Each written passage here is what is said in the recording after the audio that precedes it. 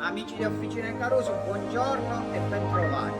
Oggi per concludere il discorso sull'ultima evoluzione del V8 aspirato della casa di Maranello, aspirato a cui i puristi sono super affezionati, vi portiamo prima intorno alla puro sangue che lo doma, poi naturalmente faremo un giro con lei e con una punta di San Orgoglio Calabrese, fra un'accelerata e l'altra vi faremo scoprire una perla sconosciuta del nostro territorio che ci ha fatto nascere, crescere e arrivare orgogliosamente fino a qui. Credete nel territorio. Vi giro la telecamera e andiamo a scoprire tutto ciò. E allora amici, andiamo a scoprirla. Prima buttiamo l'occhio sulle progenitrici che la precedettero, sempre stupende, sempre bellissime, ma come diceva Enzo, la Ferrari più bella è quella che deve arrivare. E arrivò la 458, dopo la 360 tra le due c'era la 430 e quando vidi la prima volta quest'auto, la prima impressione che ebbi fu che la pur stupenda 430 divenne vecchia di colpo. Le linee di quest'auto sono affascinanti, spettacolari. Sembra che Pininfarina e il centro stile Ferrari che progettarono quest'auto votarono il progetto puntando tutto sulla bellezza delle linee, come se queste linee dovessero solo disegnare il bello, sembrano fatte da uno scultore, ma invece se approfondite vi assicuro che ogni linea, ogni presa d'aria, ogni appendice, guardate che bello il frontale di quest'auto, sembra proprio dirvi andiamo a dominare la pista. Prestazioni, l'aerodinamica e anche il comfort. Da qui parte tutta l'aria, questi sono i polmoni che poi danno sfogo al gran cuore che equipaggia questa vettura. Tutto votato all'essenzialità, l'efficienza, la leggerezza e vi accorgete che alla fine le cose semplici diventano arte. E poi quando vedremo questo, ragazzi, gli scarichi centrali posteriori, la memoria è andata subito alla mitica F40 e anche questo profilo, cosa vi sembra richiamare? Non sembra richiamare la 288 mitica degli anni 80, grandi anni 80. Auto stupenda, girerei intorno 100 volte. Se poi alla 458 Italia abbinate questi cerchi a punta, a 5 punte, bellissimi, forgiati, diamantati, che sembrano fermi anche quando l'auto corre alla massima velocità, e queste pinze colorate gialle, oddio sono belle anche rosse, ma gialle risaltano, danno quel qualcosa in più a abbellire il disco mastodontico carbonceramico che serve a domare lui, il cuore pulsante di questa vettura, che è il motore da cui siamo partiti. Motore con una architettura progettata con l'obiettivo di raggiungere regimi di rotazione stratosferici. Intanto ho aperto gli altri motori e ve li faccio vedere. Questo motore arrivava a 9000 giri al minuto. Non era il diretto discendente di questo, perché questo sulla 360 era il 5 valvole per cilindro 3006, evoluzione di questo della 355, anch'esso un 5 valvole, e la 355 rappresentò come la 458 un salto nel futuro, ma cosa che dovete sapere è che quel motore è l'evoluzione ultima di questo, dell'F139, l'abbiamo detto altre volte, andatevi a vedere altri video. L'F139 è montato per la prima volta sulla Maserati 4.2, quella, ops, vediamo se la becchiamo, quella lì. Quindi ritorniamo a parlare dell'ultima evoluzione, che aveva un rapporto di compressione di 12,5:1 e una potenza che abbiamo più volte detto stratosferica di 570 cavalli, quindi con una cilindrata di 4,5, potenza specifica di quasi 130 cavalli al litro. Valori di coppia eccellenti che davano a 6.000 giri 540 Nm ed erano già disponibili all'80% dei giri, a circa 3.200 giri. Una cosa che voglio dirvi su questo motore, e poi non vi tedio più con la progettazione, è che venendo da innovazioni partite dal mondo della Formula 1 si erano raggiunti degli obiettivi di efficienza fluidodinamica, dove le prestazioni di consumo venivano ridotte notevolmente rispetto alla 430, e chi ha quest'auto lo sa benissimo, perché nonostante era stata incrementata, come detto, cilindrata e potenza, c'era stata una forte riduzione degli attriti interni tra i vari componenti, che arrivava dal fatto che il basamento era costruito da 4 campate isolate, dei vani di caduta olio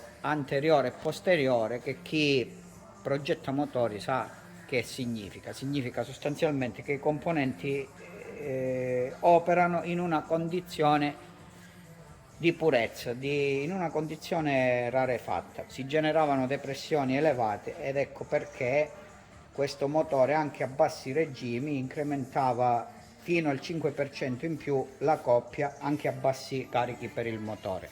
Aggiungete una pressione di iniezione di 200 bar che rendeva polverizzata immediatamente la benzina, e questo fa sì che, come vedrete su strada, questo motore non si fermi mai, arriva a 9.000 giri. Lo sterzo, ragazzi, che ove ce ne fossimo dimenticati, vi ricorda che questa è una Formula 1 votata alla strada. Perché una cosa che notate immediatamente è che gli indicatori di direzione sono sul volante, per non farvi distrarre un attimo. Nel frattempo mi catapulto e vi lascio l'occhio sullo sterzo, che è stupendo. E questo sterzo, con questi manettini, come vedrete più tardi, comanda un altro capolavoro di ingegneria, che è l'EDIF 3. L'EDIF 3 permetteva di ottenere, rispetto alle versioni precedenti, un migliore controllo del ripartitore di coppia, della coppia motrice, soprattutto in uscita dalle curve, che in termini estremi si traduceva in un più 32% di accelerazione longitudinale in uscita delle curve. Quindi capite dove arrivammo con questo modello. Onestamente, ora che mi sono seduto sopra, è come se quest'auto ti richiama a partire, con quel rosso che ti dà un pugno in testa, questo rosso dell'engine start. L'accendiamo.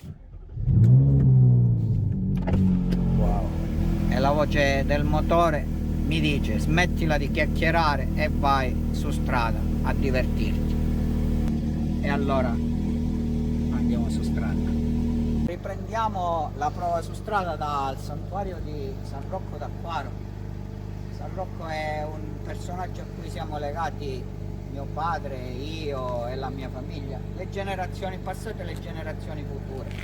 E anche per non parlare solo di automobili, vi facciamo vedere le bellezze del nostro territorio. Qui trovate ancora una cabina telefonica senza telefono, qualcuno ha qualcosa di vintage. E andiamo velocemente un attimo nella chiesa e vi facciamo vedere il santuario. Bella da qui l'inquadratura. Ora entriamo un attimo nel santuario. La piazza è bellissima. Il mio sogno è che questi paesi, salutiamo qualcuno, un giorno si ripopoleranno i turisti. In silenzio. Caro San Rocco, accompagnaci tu. Andiamo a fare un giro. E ve l'abbiamo spenta perché è un piacere anche metterla in moto con voi. Ci accomodiamo sopra, mi metto in in posa e dall'engine start rimettiamo in moto questo fantastico 4005 cc da 570 cavalli, il motore F139, la penultima evoluzione. L'ultima poi fu quella fatta per i nostri amici ciclisti, ci hanno raggiunto e li salutiamo, anche a voi, che Dio vi accompagni. Stavo dicendo, con la speciale poi furono raggiunti i 605 cavalli, la massima potenza a questo motore. Poi passammo alla versione biturbo. Questa vettura qua è molto allestita anche per viaggiare in modo turistico, perché l'auto si prestava, e sulla 458 rispetto alla 430 fu fatto un gran lavoro anche di comfort, anche perché la macchina fu dotata, per chi lo voleva, di radio ed app, navigatore satellitare. Vi faccio vedere che poi è bello come è posizionato, perché avete la mappa e non vi distrae tanto l'occhio dalla direzione della strada. E avevamo tutto quello che riguarda il comfort di viaggio, quindi navigazione e anche uno stereo che ha il suo perché.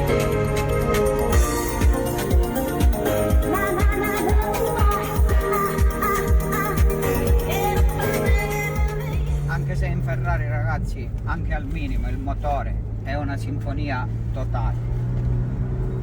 Poi oggi le strade circostanti sono veramente belle, perché tutto l'ambiente si sta vestendo di primavera ed è veramente bello visitare questi luoghi incontaminati. Guardate la nostra chiesa dall'altro lato che guarda il santuario di San Rocco che abbiamo appena visitato. Vi dicevo, quest'auto ha anche le cuciture gialle bellissime che richiamano le pinze fuori gialle che avete visto prima, ed è votata al comfort perché la 458 aveva anche i sedili Gold Rake, che erano quelli tutti sportivi con il cushion carbonio. Io, se dovete utilizzarla per la pista, sono sedili speciali, ma se volete avere un uso più equilibrato, questi sono i sedili veramente giusti. Siamo in race, che non è la versione di strada del differenziale, che è alla massima evoluzione, perché ha 6 programmi: il wet, il race, il CT off e l'esco. Ora, siccome la macchina è calda abbastanza, ve la facciamo sentire un po', perché suppongo vi siate stufati delle mie chiacchiere. La metto in race, avete sentito l'aspirazione che si è incupita. L'ho messo un attimo in CT off, non vado ad escludere anche la SC perché poi diventa da pista e non siamo sulla pista, però vediamo come si comporta. Intanto si è indurita notevolmente la sospensione e poi vedete che la seconda proprio scalcia. Inoltre vi faccio vedere una cosa prima di partire, che avete il VDA della vettura, che sono gli organi dinamici della macchina, quindi gli organi che dialogano tra di loro sapientemente, perché così quando andate su pista potete staccare un giro pazzesco. Questa macchina staccava a Vairano un 1.15 e qualcosa, la pista di riferimento di 4 ruote. Va bene, il tempo non ci interessa, meglio controllare il VDC, il Vehicle Dynamic, e partiamo in modalità CT off, un po' esagerata per questo fondo. Giusto qualche curva per farvi provare l'emozione.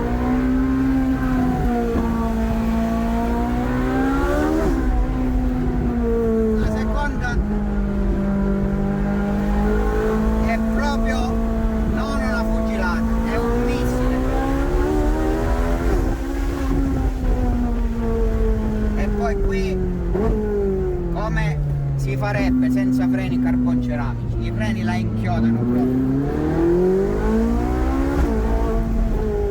Mamma mia ragazzi, io provo queste emozioni solo con la Giulia quadrifoglio, perché la Giulia non te l'aspetta, ma questa è pazzesca. Più della 458, perché l'aspirato è aspirato.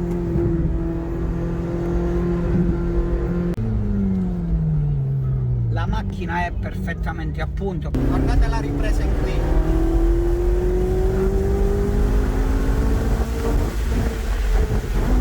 Non finisce mai, ma veramente mai. Ragazzi, questo è il non plus ultra. Oltre a questo c'è solo la speciale. Le altre io le ritengo troppo moderne. Salutiamo il mio cugino Rob che si è dato all'agricoltura. Gran meccanico anche lui.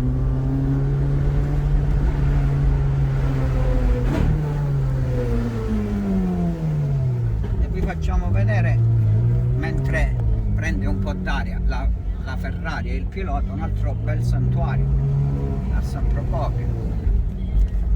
Anche questo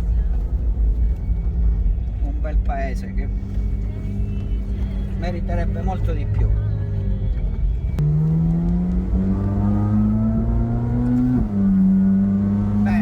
Facciamo proprio l'ultima prova, che è da fare solo su pista. Questa vettura non è mai andata su pista e non vi consiglio di portarla. Comunque la manovra che tutti volete è capire se veramente accelera come una moto 1000 quest'auto. Quindi piede sul freno, tasto lancio, acceleratore al massimo, N, lancio, vediamo che succede. Impressionante ragazzi.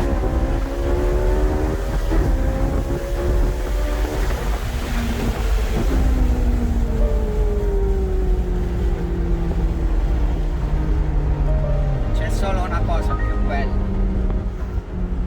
per uno dei miei tempi, non vi dico cosa. Solo quello. E poi c'è la Ferrari, da Officine Caruso, dalla 458 e dai nostri santi che ci proteggono. Un abbraccio a tutti e vi auguro una macchina così almeno una volta nella vita.